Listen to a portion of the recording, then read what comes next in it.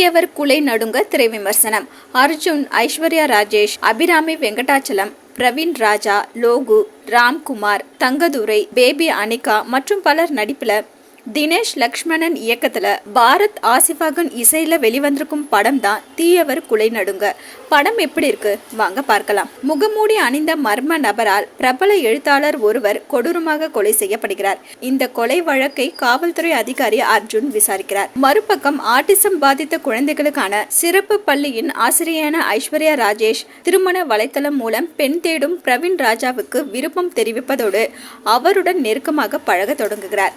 இதற்கிடையே அர்ஜுன் மேற்கொண்ட விசாரணையில் கொடூர கொலைக்கும் ஐஸ்வர்யா ராஜேஷின் காதலர் பிரவீன் ராஜா வசிக்கும் அடுக்குமாடி குடியிருப்பில் நடந்த சம்பவம் ஒன்றிற்கும் தொடர்பு இருப்பதை கண்டுபிடித்து அதை பற்றிய விசாரணையை தீவிரப்படுத்தும் போது மேலும் ஒருவர் மர்ம நபரால் கொலை செய்யப்படுகிறார். யார் அந்த மர்ம நபர்? கொலைகளுக்கும் அடுக்குமாடி குடியிருப்பிற்கும் என்ன சம்பந்தம்?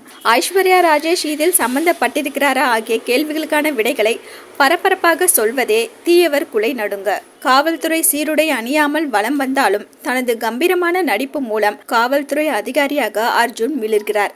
மறைத்து வைக்கப்பட்ட தடயங்கள் மூலம் விசாரணையை அடுத்த கட்டத்திற்கு எடுத்து சென்று தனது புலன் விசாரணை மூலம் திரைக்கதையை வேகமாக நகர்த்தி செல்கிறார். கதையின் ஹீரோயினி என்றாலும் குறிப்பிட்டு சொல்ல முடியாத சஸ்பென்ஸ் கதாபாத்திரத்தில் நடித்திருக்கும் ஐஸ்வர்யா ராஜேஷ் வழக்கம் போல் தனது யதார்த்தமான நடிப்பால் அசத்தியிருக்கிறார்.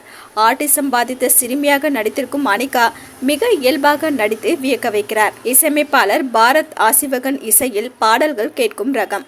ஒளிப்பதிவாளர் சரவணன் அபிமன்யு ஆரம்ப காட்சியிலேயே மிரட்டி விடுகிறார். படத்தொகுப்பாளர் Lawrence Kishore crime suspense thriller ஜானரை சரியான முறையில் நகர்த்தி படத்திற்கு கூடுதல் சுவாரஸ்யம் சேர்த்திருக்கிறார்.